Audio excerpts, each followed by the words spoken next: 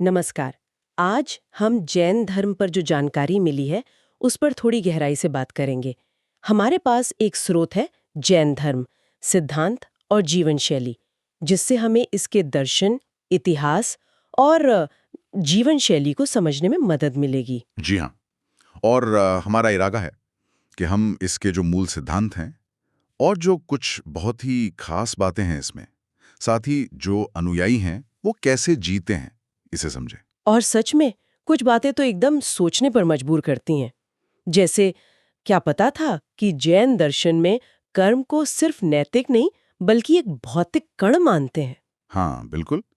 एक सूक्ष्म कण जो आत्मा से चिपक जाता है। और अहिंसा का विचार वो इतना गहरा है कि छोटे कीड़ों या सूक्ष्म जीवों को भी चोट ना पहुंचाना उसमें शामिल है।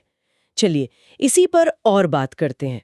शुरू कहाँ से हुआ ये सब? देखिए, दिलचस्प बात यह है कि जैन परंपरा मानती है कि ये धर्म शाश्वत है, मतलब हमेशा से है। हमेशा से? हाँ, और समय-समय पर 24 महान शिक्षक हुए, जिन्हें तीर्थंकर कहते हैं। उन्होंने इसे फिर से लोगों तक पहुंचाया है। तो मतलब महावीर स्वामी, जिन्हें अक्सर लोग संस्थापक मान लेते हैं, वो दरअसल 24वें और आखिरी तीर्थंकर थे। जी हाँ, वो एक तरह से सुधारक थे, जिन्होंने धर्म को फिर से व्यवस्थित किया। उनसे पहले जो 23वें तीर्थंकर थे, पार्श्वनाथ, उनका भी बहुत महत्वपूर्ण योगदान रहा है। अच्छा, तो फिर इसका मूल दर्शन क्या है, मतलब लक्ष्य क्या है? परम लक्ष्य तो मोक्ष है, यानी आत्मा को इस जन्म मरण के चक्कर से आजादी दिलाना। और इस आजादी, इस मोक्ष तक पहुंचने का रास्ता है त्रिरत्न: सम्यक दर्शन, सम्यक ज्ञान और सम्यक चरित्र। यानी सही श्रद्धा, सही ज्ञान और सही आचरण। बिल्कुल, इन तीनों का एक साथ पालन करना जरूरी है। और जहां तक ब्रह्मांड की बात है, तो जैन दर्शन मानता है कि ये हमेशा से है, इसे किसी ने बनाया नहीं। और ना ही ये कभी खत्म होगा। सही। ये 6 मूल तत्वों, जिन्हें द्रव्य कहते हैं, उनसे बना है।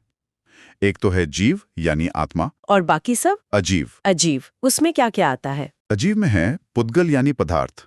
और हाँ, यही पुद्गल शब्द कर्म कणों के लिए भी इस्तेमाल होता है। फिर अधर्म, अधर्म, आकाश और काल, मतलब गति, ठहराव, स्थान और समय के सिद्धांत। अच्छा, तो अब उस कर्म वाले सिद्धांत पर आते हैं। आपने शुरू में कहा कि कर्म भौतिक कण है। ये विचार तो बहुत ही अलग है। हाँ, ये जैन दर्शन की शायद सबसे अनोखी बात है। सिद्धांत ये है कि जब हम में क्रोध, मान, माया, लोभ जैसे भाव आते हैं, तो ये सूक्ष्म कर्मकण, जो पुद्गल ही हैं, वो आत्मा की तरफ खिंचते हैं और उससे बंध जाते हैं। बंध जाते हैं, जैसे चिपक जाते हैं। हाँ, बिल्कुल।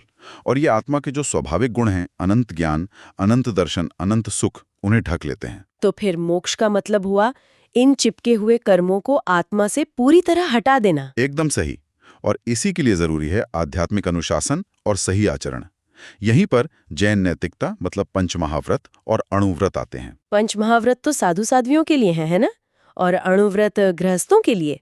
जी, महाव्रत ज्यादा कठोर हैं, हाँ। अणुव्रत थोड़े सरल, हाँ। गृहस्थ जीवन के अनुसार। इनमें सबसे ज्यादा जोर किस पर है? अहिंसा, ये सबसे महत्वपूर्ण व्रत है। किसी भी जीवित प्राणी को मन से, वचन से या शरीर से कष्ट ना पहुंचाना। मन, वचन, कर्म, तीनों से। हाँ, यहाँ तक कि कठोर शब्द बोलना भी हिंसा माना गया है। और इसी अहिंसा के पालन के लिए जमीन के नीचे उगने वाली सब्जियां, जैसे आलू, प्याज वगैरह, हाँ, कंदमूल। हाँ, कंदमूल खाने से परहेज करते हैं, ताकि मिट्टी में रहने वाले अनगिनत सूक्ष्म जीवों की हिंसा ना हो। समझ गए। और बाकी 4 व्रत कौन से? सत्य, हाँ। हमेशा सच बोलना। अस्तेय, जो दिया ना गया हो उसे ना लेना, मतलब चोरी ना करना। ब्रह्मचर्य, इच्छाओं पर, वासनाओं पर नियंत्रण। और अपरिग्रह, जरूरत से ज्यादा चीजें या धन इकट्ठा ना करना, मोहन रखना। जैन धर्म में वो 2 मुख्य संप्रदाय भी तो हैं, दिगंबर और श्वेतांबर। उनमें क्या मुख्य अंतर है? हाँ, 2 प्रमुख धाराएं हैं। दिगंबर साधु वस्त्र नहीं पहनते, वो इसे पूर्ण त्याग मानते हैं, जबकि श्वेतांबर साधु सफेद वस्त्र पहनते हैं। अच्छा। एक मुख्य दार्शनिक मतभेद मोक्ष को लेकर है। दिगंबर परंपरा में माना जाता है कि स्त्रियां उसी जीवन में सीधे मोक्ष प्राप्त नहीं कर सकती, उन्हें पहले पुरुष रूप में जन्म लेना होगा। ओह। जबकि श्वेतांबर परंपरा ऐसा नहीं मानती। लेकिन ये ध्यान रखना जरूरी है कि मूल सिद्धांतों और 24 तीर्थंकरों में दोनों की श्रद्धा समान है। और आम जीवन में ये सिद्धांत कैसे दिखते हैं, जैसे खान पान में? खान पान में तो पूर्ण शाकाहार अनिवार्य है, और कई जैन सूर्यास्त के बाद भोजन नहीं करते। हाँ, रात्रि भोजन त्याग। जी, ताकि अंधेरे में अनजाने में किसी जीव की हिंसा ना हो जाए।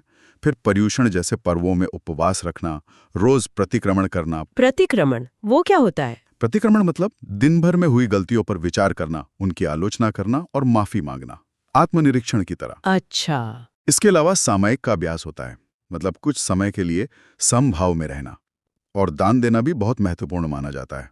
एक और बहुत दिलचस्प सिद्धांत का जिक्र आता है, अनेकांतवाद या स्यादवाद। हाँ, अनेकांतवाद ये बहुत गहरा सिद्धांत है। इसका मूल विचार है कि सत्य और वास्तविकता बहुत जटिल हैं, उनके अनेक पहलू हैं। अनेकंत यानी अनेक पहलू। बिल्कुल। और किसी एक नजरिए से पूरी सच्चाई नहीं जानी जा सकती। इसलिए कोई भी दावा करते हुए स्यात् शब्द का प्रयोग करने को कहा जाता है। स्यात् मतलब? स्यात् मतलब शायद या एक दृष्टिकोण से। जैसे स्यात् यह घड़ा है, मतलब एक दृष्टिकोण से यह घड़ा है।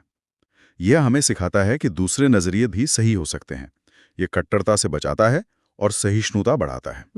ये तो बहुत प्रासंगिक लगता है आज के समय में भी। जी हाँ, बिल्कुल। तो अगर हम आज की चर्चा का सार निकालें, जैन धर्म की पहचान है अहिंसा पर उसका अत्यधिक मतलब बहुत ही सूक्ष्म स्तर तक जोर, कर्म का वो भौतिक स्वरूप वाला सिद्धांत, मोक्ष के लिए त्रिरत्न का मार्ग। और अनेकांतवाद का दर्शन जो हमें अलग अलग दृष्टिकोणों का सम्मान करना सिखाता है। सही। और ये भी दिखता है कि अनुयायियों की संख्या भले ही दुनिया में बहुत ज्यादा ना हो, पर पर्यावरण संरक्षण, करुणा, शिक्षा और खासकर व्यापार में ईमानदारी जैसे मूल्यों को समाज में स्थापित करने में जैन समुदाय का योगदान काफी गहरा रहा है। बिल्कुल। तो अंत में श्रोताओं के लिए एक विचार छोड़ जाते हैं। अगर हम सचमुच ये मानकर चलें कि हमारे भाव, हमारे विचार कर्म के रूप में भौतिक कण बनकर आत्मा पे चिपकते हैं, तो क्या इससे हमारे रोजमर्रा के कामों, हमारे व्यवहार और उनकी जिम्मेदारी लेने के तरीके में कोई बदलाव आएगा?